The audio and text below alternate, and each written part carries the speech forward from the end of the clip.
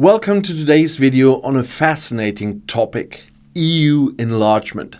How has the EU grown over the decades? The European Union, as we know it today, is one of the most significant political and economic unions in the world. But it didn't start out as the large, diverse group of nations we see today. The EU has grown in waves, each enlargement bringing in new countries, new cultures and new challenges. And in this video, we'll take a look at how the EU has expanded since its inception and what each enlargement has meant for Europe as a whole.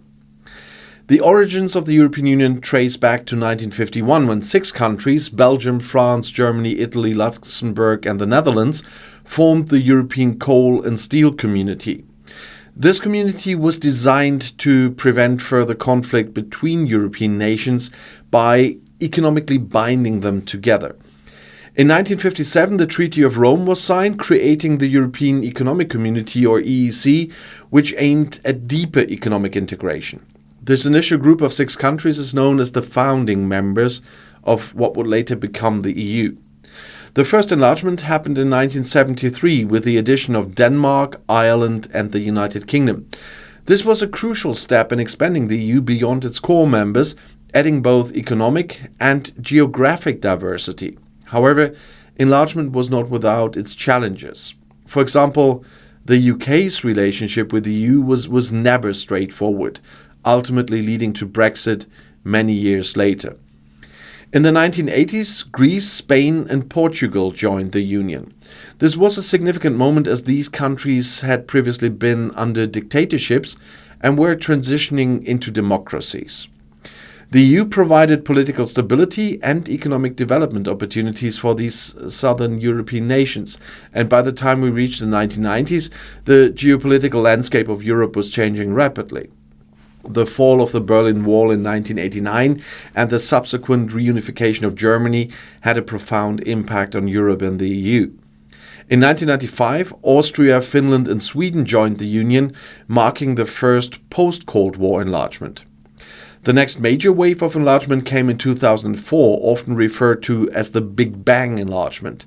This saw 10 new countries join the EU in a single year. And these countries included Estonia, Latvia, Lithuania, Poland, the Czech Republic, Slovakia, Hungary, Slovenia, Cyprus and Malta. And most of these new members were from Central and Eastern Europe, countries that had previously been under communist rule. The 2004 enlargement was a major milestone in reuniting Europe after decades of Cold War division. In 2007, Bulgaria and Romania joined the EU, further expanding the Union's reach into Eastern Europe. However, these enlargements brought with them some new challenges. The economic disparity between Western and Eastern Europe became a topic of concern, with some member states fearing that this would lead to mass migration and economic strain.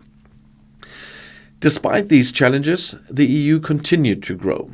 In 2013, Croatia became the 28th member of the European Union, the most recent country to join.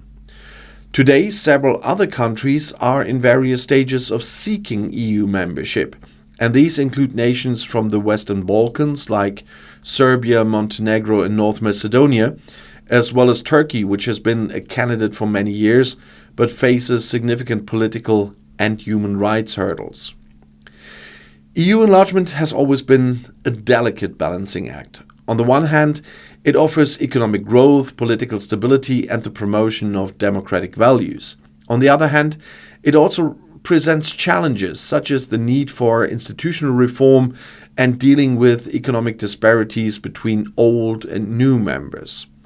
And the debate about future enlargement continues.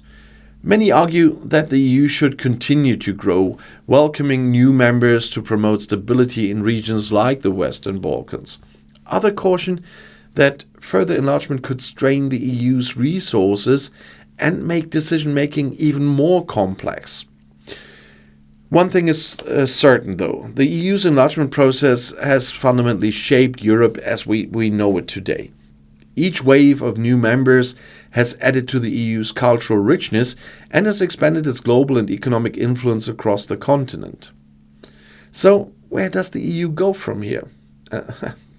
I'm sorry to say that, but that's a question for another video. But for now, we can look back at the last few decades and appreciate how much the EU has grown and evolved. So thank you for watching this video on enlargement. And if you found it interesting, don't forget to like and subscribe for more content on European affairs. Until next time, and the next video is right here in the end screen.